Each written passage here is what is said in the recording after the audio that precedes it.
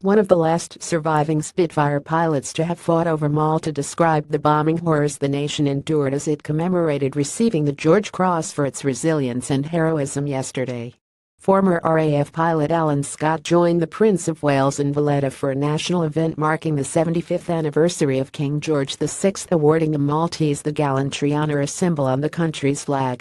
The 96-year-old ex-flight sergeant, who was making his first visit to the country since he patrolled the skies here during July-December 1942, said of Malta, "It was the most bombed place on earth. It was really, they stated it, Malta was the most bombed place on earth.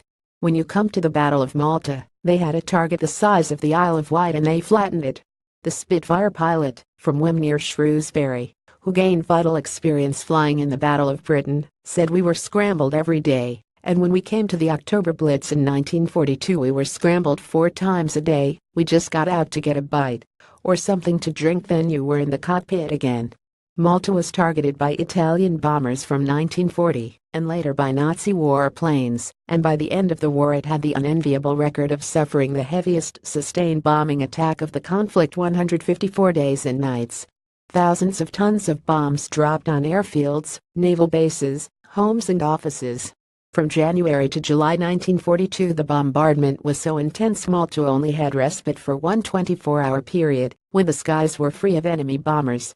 During an open-air commemoration ceremony, the events around the siege of Malta were projected onto the site of the palace, and the repercussions were expressed through music, poetry and dance.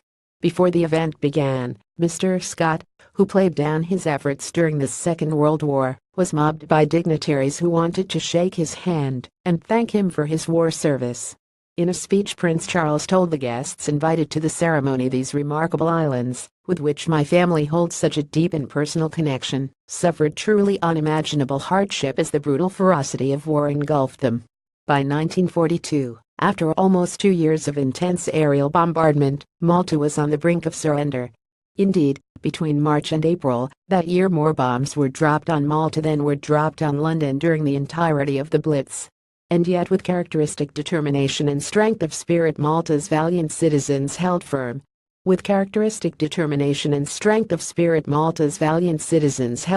siege of Malta was broken when a handful of ships limped into Malta's port in a military plan called Operation Pedestal. After making their way across the Mediterranean, Mr. Scott was sent out to defend the convoy on its last leg, and even brought down one enemy plane. After 75 years he still spoke with conviction about the efforts to break the blockade, which had brought Malta to the brink of starvation, and said the convoy couldn't fail. Before leaving the commemorations, Charles met some of the Second World War veterans, including Mr. Scott, who remained tight-lipped about his conversation with the heir to the throne.